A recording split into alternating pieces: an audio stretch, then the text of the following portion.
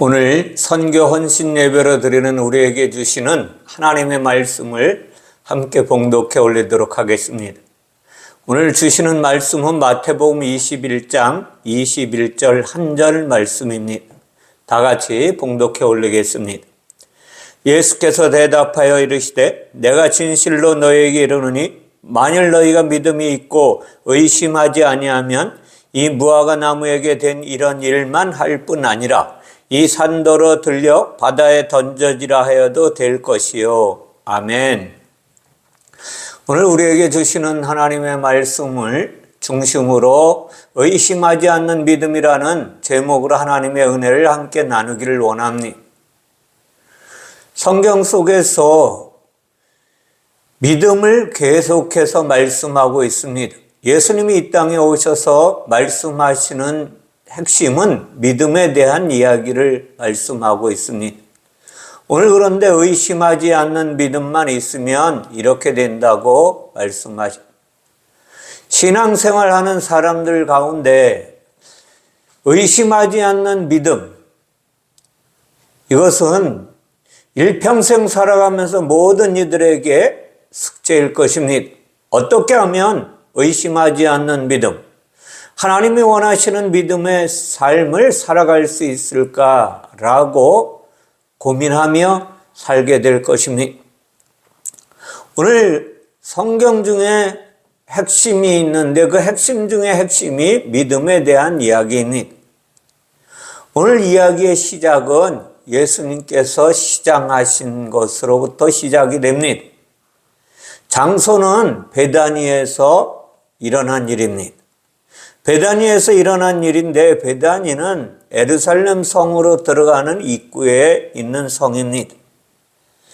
시간은 이른 아침이라고 말씀하십니다. 아침 식사 전이므로 예수님이나 모든 제자들이 시장하기는 마찬가지였을 것입니다. 마침 길 옆에 무화과 나무가 있었는데 예수님께서 그곳에 무화과 나무를 보시며 열매가 있을까 하고 무화과 나무를 살펴보시고 먹을 만한 열매가 없자 그 무화과 나무를 저주하신 사건입니다.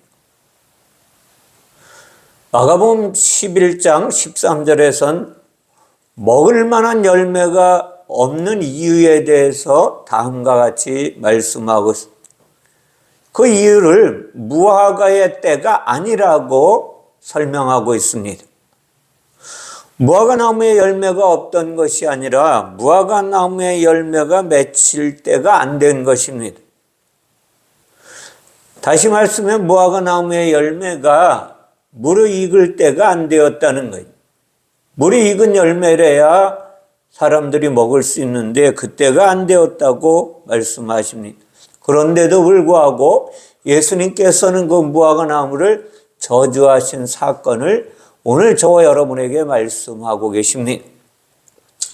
예수님의 말씀이 얼마나 능력이 있느냐 하면 그 무화과 나무를 저주했더니 그대로 말라 죽었다고 말씀하고 있습니다.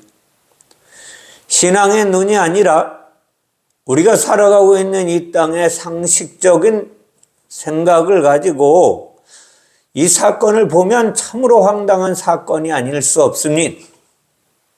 무화과 나무 열매가 익을 때도 아닌데도 불구하고 예수님께서 열매가 익지 않은 것, 먹을 수 없는 것을 보시고 그 무화과 나무를 저주하신 사건입니다. 정말로 그 열매가 익지 않았는데도 나무를 저주하셨다면 하나님이신 예수 그리스도께서 이 땅에 오셔서 심통을 부리신 것처럼 보이기도 합니다. 오늘 이 사건을 통하여 그 무화과 나무 열매의 때가 되지 않은 그 무화과 나무를 저주하신 사건이 의심 없는 믿음과 어떤 연관이 있길래 이렇게 말씀하시는지를 우리는 하나님의 교훈을 통해서 알고 바르게 믿어야 하는 것입니다. 의심 없는 믿음은 배가 고파서 예민해졌을 때 저주의 도구로 사용할 수 있는 것이 아닙니다. 예수님의 말씀이나 행동은 언제나 우리에게 충격을 가져다 준다는 사실을 잊지 마시기 바랍니다. 무화과나무는 어떤 연결고리를 가지고 있기에 무화과나무를 저주하시면서 오늘 말씀을 우리에게 하시는지를 우리는 잘 생각해 보아야 합니다.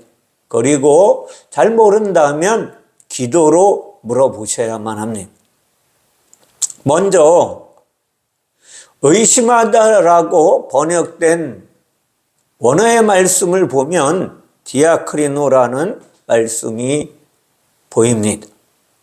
이 단어 역시 반복을 뜻하는 전치사와 또 판단하고 구별하다는 뜻을 가지고 있는 크리노라는 말씀의 합성어예요. 이 사건을 아주 잘 들여다보면 사전적인 뜻을 찾아보면 철저하게 분리하는 것입니다. 그리고 구별한다는 것입니다. 철저하게 분리하고 구별하는 것이 무엇이냐? 의심하다라는 단어입니다. 그럼 의심하다라는 것은 철저하게 분리하고 구별하는 거예요. 어떤 사물이나 모든 일들을 아주 철저하고 세밀하게 살펴보는 것을 의심하다라고 말합니다. 그냥 믿고 수용하는 것이 아니라 무작정 믿고 수용하는 것이 아니라 의심이 되면 철저하게 구별하고 살펴보게 되어 있습니다. 이것이 정확히 올바른 것인가 아니면 잘못된 것인가 하나하나 살피고 따져보게 되어 있습니다. 옆에서 보기에는 의심하는 것처럼 보이는 것입니다. 따지고 질문하고 분리시켜 보는 게 신약 성경의 다른 곳에서도 의심하다로 번역하고 있어서 이 뜻에는 큰 문제가 없습니다. 성경의 의심하다에 디아크리노가 믿음이라는 단어와 함께 쓰여진 구절이 몇 구절 있습니다. 그 구절을 들여다보면 이게 무슨 뜻이구나 라는 것을 알게 될 것입니다. 로마서 4장 20절 말씀에 믿음이 없어 하나님의 약속을 의심하지 않고 믿음으로 견고하여져서 하나님께 영광을 돌려야 한다라고 말합니다. 믿음이 없으면 하나님의 약속을 의심하게 되어 있는 거예요. 이것이 사실일까? 이것이 될까? 라고 의심하게 됩니다. 그러니까 믿음이 없어 하나님의 약속을 의심하지 말고 믿음으로 견고하여져서 하나님의 약속을 붙잡고 하나님께 영광을 돌리며 살아가는 자가 되라는 것입니다. 오늘 이 말씀을 아브라함에 대한 이야기입니다. 아브라함이 나이가 많이 들어서 사라가 이제 아기를 가질 수 없는 형편에 놓였음에도 불구하고 하나님이 내년 이맘때 내게 사라를 통하여 아들을 줄 것이다 라고 하신 말씀을 의심하지 않고 믿어서 이제 이삭을 보고 하나님께 영광을 올려드렸다라는 뜻입니다. 또 야고보서 1장 6절에서 8절 말씀에는 오직 믿음으로 구하고 조금 더 의심하지 말라. 의심하는 자는 마치 바람에 밀려 요동하는 바닷물결 같으니 이런 사람은 무엇이든지 주께 얻기를 생각하지 말라. 두 마음을 품어 모든 일에 정함이 없는 자로다. 아멘. 다시 말씀드리면 의심하는 믿음은 두 마음을 품었다라고 정의할 수 있다는 것입니다. 하나님께 구하는 자는 오직 믿음으로 구하고 의심하지 말라고 말씀하고 있습니다. 의심하는 자는 하나님께 얻기를 생각하지 말라는 거예요. 다른 표현으로 말하면 두 마음을 품은 자다. 의심하는 것은 두 마음을 품고 사는 사람들입니다. 사람은 한 사람인데 마음이 두 개라는 것을 말씀하고 있는 것입니다. 그렇다면 우리 속에 있는 두 사람과 두 마음은 누구일까요? 사도 바울은 다메섹을 지나가다가 다메섹에서 이제 예수 믿는 유대인들을 잡아 죽이려고 표를 받아서 쫓아가다가 다메섹 산상에서 예수 그리스도를 만납니다.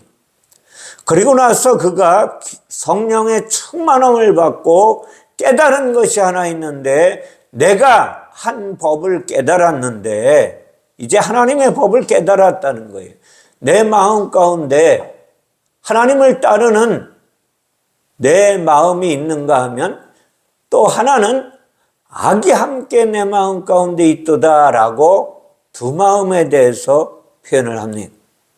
선을 행하는 내가 있습니다. 그러나 그 안에 또 악을 행하기 원하는 내 마음이 있다는 거예요. 이어지는 바울의 설명에 따르면 선을 행하기 원하는 나는 하나님의 법을 즐거워하는 속사람을 이야기하는 거예요. 그러나 다른 사람의 죄의 법을 섬기는 육신의 사람, 곧 그것은 겉사람이라는 거예요. 하나님의 법은 영의 법입니다. 죄의 법은 육의 법입니다. 이것을 우리는 아셔야 돼요. 두 마음에 대한 개념의 출발은 어디서부터 출발되었는지 에덴 동산부터 출발을 합니다. 에덴 동산 가운데 한 그루의 나무가 있었습니다. 원래 이 나무의 본래 이름은 완성나무입니다.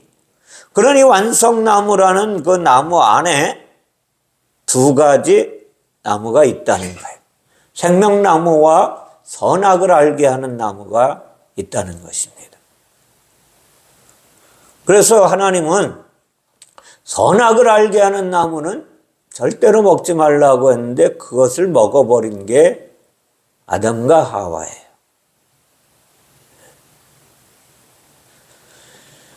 이 선악과는 다시 말씀드리면 율법을 가르쳐주고 있는, 선과 악을 구분하는 법이 율법이에요. 율법은 선한 것은 행하고 악한 것은 행하지 말라고 주신 법입니다. 그러므로 이 율법을 통하여 깨달으라고 주셨는데, 자신의 제사의 방법을 통하여, 열심을 통하여 의롭게 되는 줄 착각하고 잘못 행한 것이 인간입니다.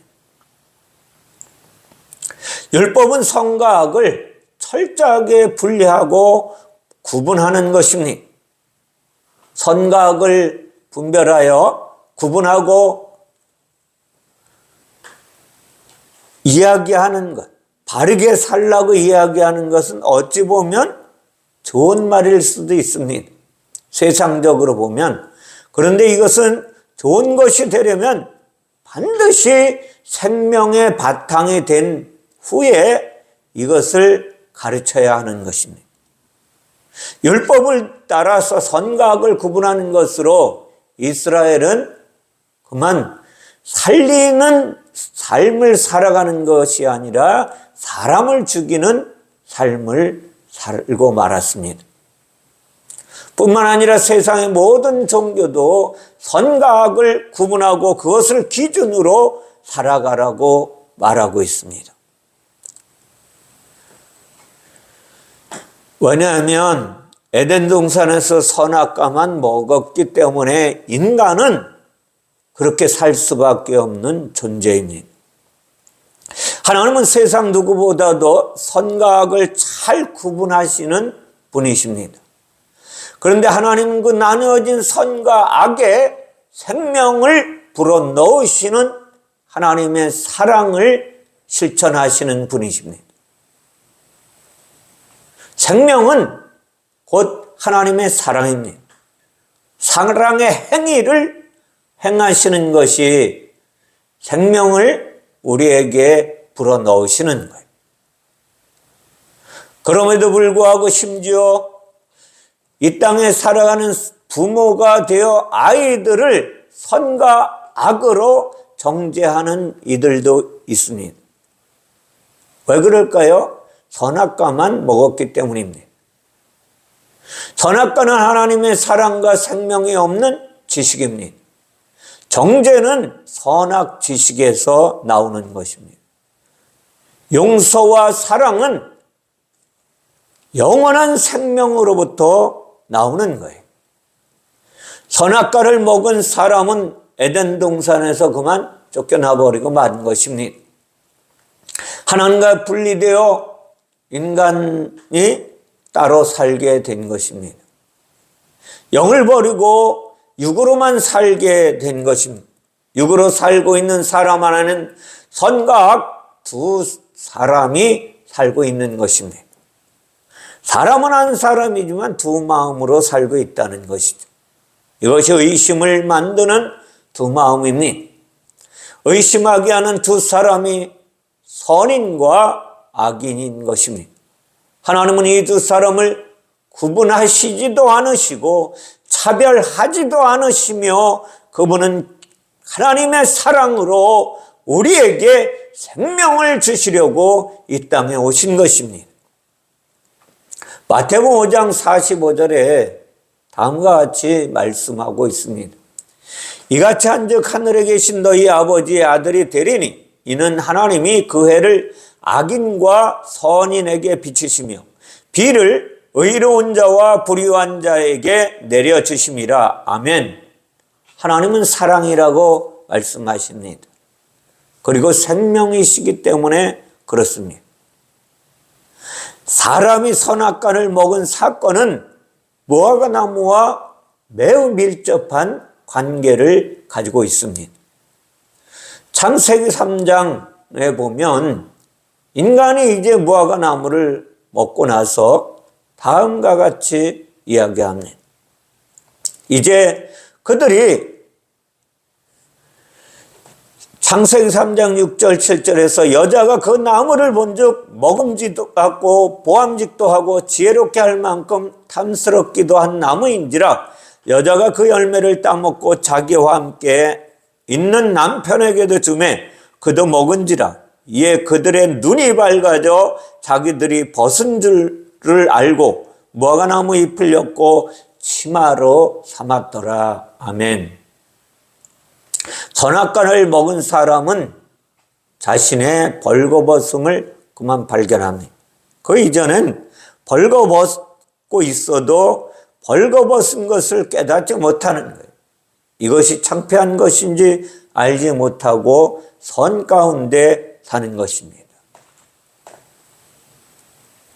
자신 속에 선과 악이 함께 있는 것을 발견하고 사도 바울처럼 오라 나는 곤고한 사람이구나 한탄하는 것이 창세기 3장의 아담과 하와입니다. 하나님처럼 생명과 사랑이 없고 사망과 미움이 된 사람으로 전락해버리고 말았습니다. 이것을 깨닫는 거예요. 자신의 벌거벗은 것을 알게 된 사람은 그저 부끄러울 따름입니다.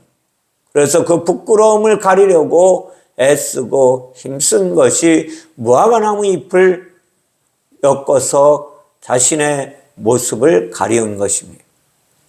아담과 하와는 무화과나무 잎으로 치마를 만들어 부끄러움을 가리게 되었습니다. 이 기록은 매우 중요합니다. 우선 아담과 하와가 먹은 선악과는 무엇이냐? 다시 말씀드리면 무화과나무 열매를 말씀하고 있는 것입니다. 여기서 우리가 오해하지 말아야 할 것이 있는데 세상에 우리가 먹는 무화과나무 열매를 먹었는데 그렇게 됐다는 것이냐? 라고 질문하신다면 아무도 여기에 반박할 수가 없을 것입니다. 예수님은 성경의 나무 열매를 통하여 우리가 보는 세상의 무화과 나무를 이야기하는 것이 아니라는 것을 알아야만 합니다. 다시 말씀드리면 무화과 나무는 다시 말하면 선악과라고 말하는 것인데 선악과의 열매는 실체가 없었어요. 영적인 개념을 말씀하고 있는 것입니다. 그래서 무화과 열매를 가지고 선악과를 설명하는 것입니다. 선악과를 먹은 사람은 무화과 나무 잎으로 자신의 모습을 가리었습니다. 동산 중앙에 있는 나무는 완성나무라고 하나님이 말씀하셨습니다. 그 나무의 한 속성은 생명나무요, 또 하나의 속성은 선악 지식의 열매인데, 나무 열매인데, 이 선악의 열매를 맺는 나무가 무화과 나무라는 것을 성경은 우리에게 증명해 주고 있는 것입니다. 다시 말씀드리면 부끄러움을 발견한 사람이 무화과 나무 잎으로 치마를 만들었다는 사실은 선악지식 나무가 무화과 나무라는 뜻을 가르쳐 주는 것입니다. 예수께서 바로 그 무화과 나무에게 다가가신 것입니다. 그리고 잎만 무성하고 열매가 없는 무화과 나무의 때가 아니라서 아직 먹을 수 없는 열매만 있는 그 선악과로 있는 것입니다. 예수께서 무화과 나무에게 다가가신 곳의 이름이 베다니인데 성경은 그곳의 이름을 벳바게라고도 부릅니다. 아마 바로 옆에 있는 장소였던 것 같습니다. 그래서 오늘 우리가 본 마태복음 21장 1절에서는 예수께서 예루살렘에 가까이 가서 감난산 벳바게에 이르렀을 때 예수께서 두 제자를 보내시며 나귀를 끌어오라고 말씀하십니다. 벳바게는 예루살렘 가까이 있습니다. 감난산 근처라고도 합니다. 벳바게의 이름의 뜻은 익지 않은 무화과의 마을이라는 거예요. 어떻게 이렇게 딱 해석을 해보면 같은 뜻을 가지고 있는 거예요. 이것은 예수께서 두 제자를 보내어 나귀를 끌어오라고 하셨던 곳입니다. 그 나귀가 준비되자 이제 예루살렘에 좀 더 가까이 가셨는데 그것이 베다니입니다. 베다니의 이름은 고통의 집, 대추야자의 집이라고 말씀하고 있습니다. 대추야자는 성경에서 종려나무로 등장하고 있는 것입니다. 예수께서 예루살렘 성에 입성하실 때 사람들이 종려나무 가지를 흔들며 들고 나와서 나귀를 타신 예수님을 환영합니다. 베다니에는 종려나무가 많았을 것입니다. 이것은 복음을 설명하는 하나님의 방식일 뿐입니다. 벳바게는 무화과 나무가 많았을 것입니다. 그리고 베다니는 종려나무가 많았던 것입니다. 다시 말씀드리면 벳바게라는 지역의 이름은 그 이름 속에 무화과 나무의 마을이라는 것입니다. 그리고 베다니의 마을은 종려나무의 마을을 가르치는 것입니다. 무화과 나무는 선악지식입니다. 그렇다면 종려나무는 무엇일까? 종려나무는 생명을 가르쳐 주고 있습니다. 왜 종려나무가 생명인가 하면 구약에 그렇게 쓰여져 있습니다. 신명기 26장 8절에 보면 여호와께서 강한 손과 편팔과 큰 위엄과 이적과 기사로 우리를 애굽에서 인도하여 내시고 라고 말씀하십니다. 애굽에서 이스라엘 백성들을 인도하여 내실 때 하나님께서 강한 손과 편팔과 큰 위엄과 이적과 기사로 이끌어내셨다고 말씀하고 있는 것입니다. 여기에서 강한 손과 편팔로 이스라엘을 이집트에서 구원하여 내셨다고 하시는 말씀입니다. 구원은 사망에서 생명의 자리로 옮겨가는 것입니다. 강한 손과 편팔은 구원의 방법입니다. 그런데 이 강한 손과 편팔을 그림으로 그려놓으면 종려나무와 같다는 뜻을 가르쳐주고 있습니다. 종려나무는 일체의 가지가 없이 쭉 뻗어있는 나무입니다. 이 기둥 끝에 마치 끝에 잎사귀가 달려 있습니다. 그 잎사귀가 이 손을 이야기합니다. 이것을 종려나무라고 말씀하고 있습니다. 그리고 이 종려나무는 십자가에 못 박힌 예수 그리스도의 손과 팔을 가리키는 것입니다. 팔을 쭉 뻗고 펴진 손을 못으로 박아버렸습니다. 그래서 십자가가 종려나무인 것입니다. 미국에서 길이에 단위로 사용하는 야드는 손끝에서 팔꿈치까지를 가리킵니다. 영어의 야드 또한 히브리어 야드에서 온 단어인데 그 뜻은 편손입니다. 그래서 종려나무가 십자가에 못 박힌 예수 그리스도를 가리켜주고 있는 것입니다. 예수께서 열매 없는 무화과나무를 저주하신 이유는 그것이 선악과이기 때문에 저주하신 거예요. 다시 말씀드리면 율법을 저주하신 거예요. 더 깊이 말씀드리면 죄악을 저주하신 것입니다. 우리의 선행이 아니라 우리는 예수 그리스도의 대속하신 의로움을 의지하며 사는 존재가 되어야만 합니다. 그렇지 않으면 모든 것은 의심하는 믿음이 되는 거예요. 예수께서 저주하신 무화과나무가 말라 죽었으니 선악과가 영원히 열리지 않도록 저주하신 것입니다.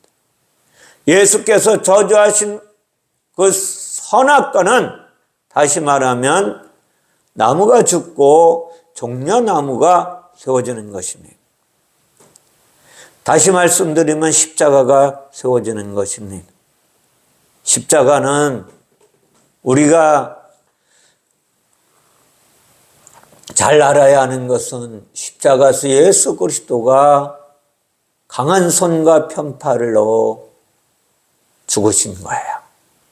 그리고 그 육체가 쪼개지고 영원한 생명을 우리에게 넘겨주셨습니다. 그것은 영입니다. 다시 말씀드리면 하나님의 영을 우리에게 넘겨주신 거예요. 하나님의 생명을 우리에게 넘겨주신 것입니다. 그리하여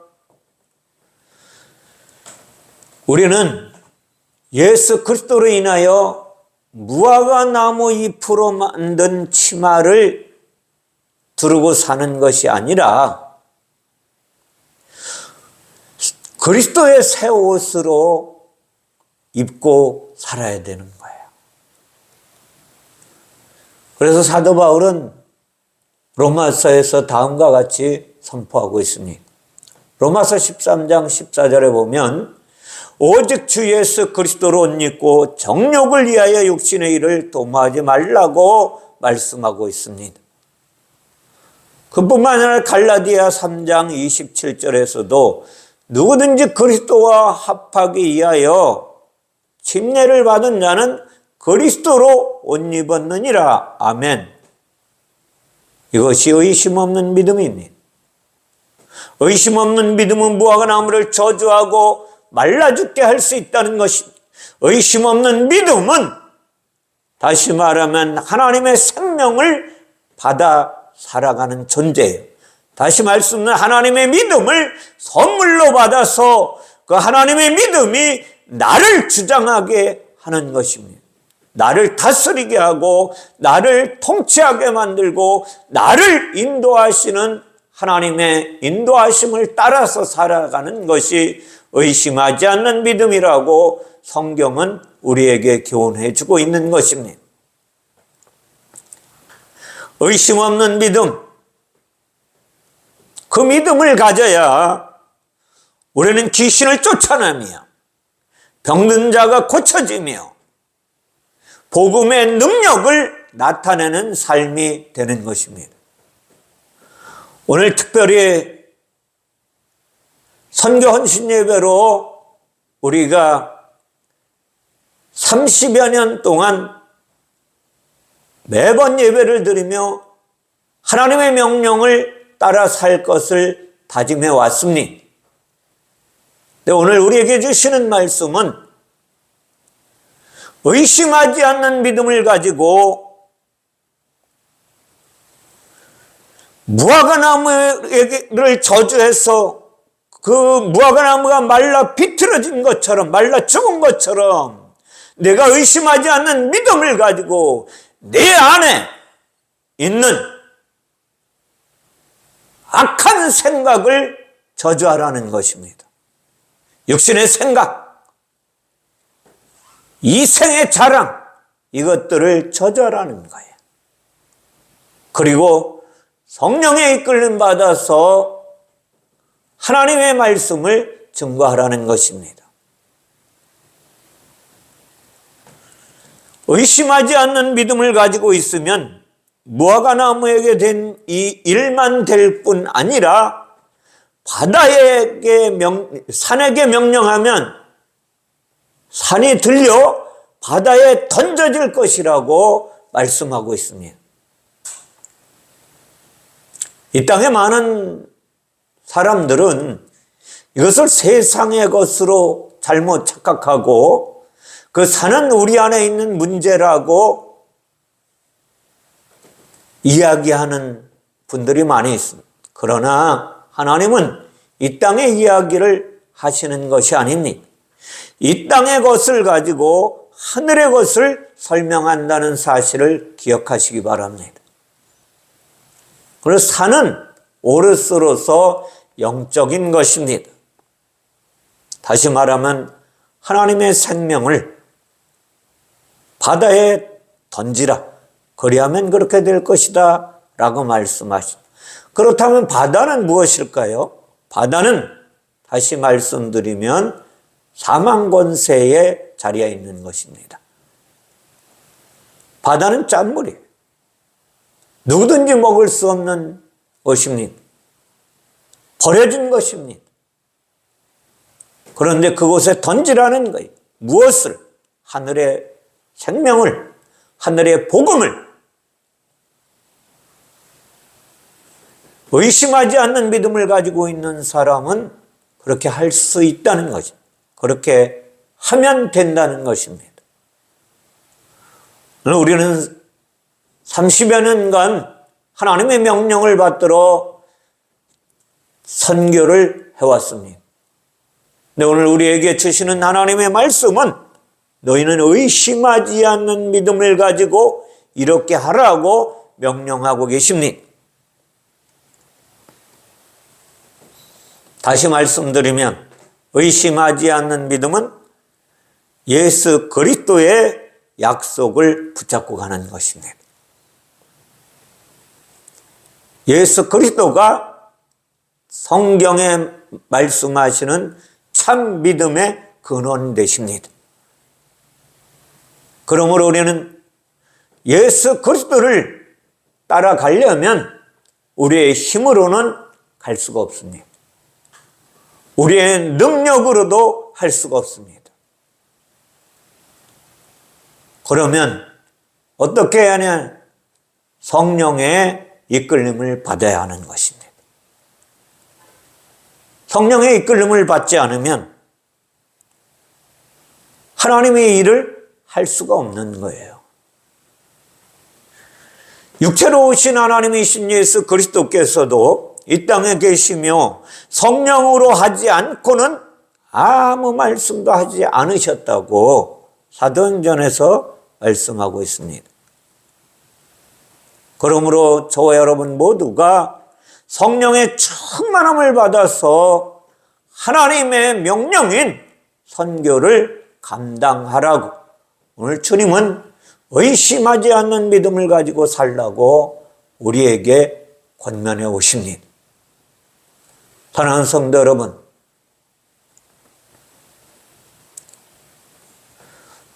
주님께서 마지막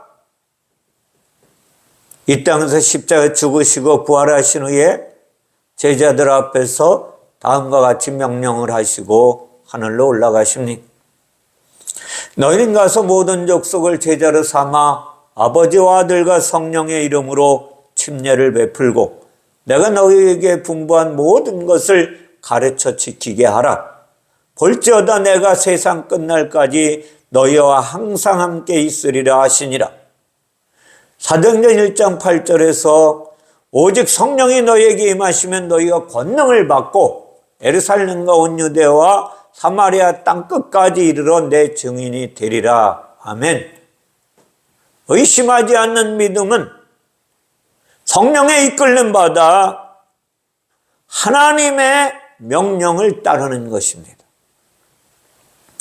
의심하지 않는 믿음의 사람들이 되셔서 하나님의 뜻을 따라 선교와 전도를 통해서 세상을 변화시키고 이 땅에 하나님의 살아계심을, 하나님의 역사하심을, 하나님의 통치하심을, 하나님의 인도하심을 드러내는 하나님의 사람들이 되시기를 주님의 이름으로 축원을 드립니다.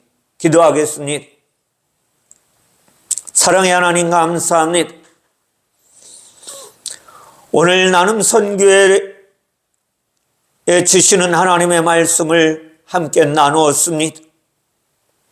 의심하지 않는 믿음으로 하나님의 일을 감당하라고 명령하시는 하나님의 명령을 함께 나누었는 나는 선교회와 세상의 모든 그리스도인이 하나님의 은혜를 공급받아 의심하지 않는 믿음의 사람들이 되어서 삶을 통하여 내 안에 나는 죽어지게 하시고 오직 그리스도 안에서 살아가는 인생길이 되게 하여 주시옵소서. 그리스도로 믿고 성령의 이끌림 받아 그리스도께서 하신 말씀을 따라서 이 땅에 새 생명의 빛을 비추어내는 하나님의 사람들로 살아갈 수 있도록 붙잡아 주시고 주관하시고 인도하여 주시기를 원하오며 거룩하신 예수님의 이름으로 기도하옵나이다. 아멘.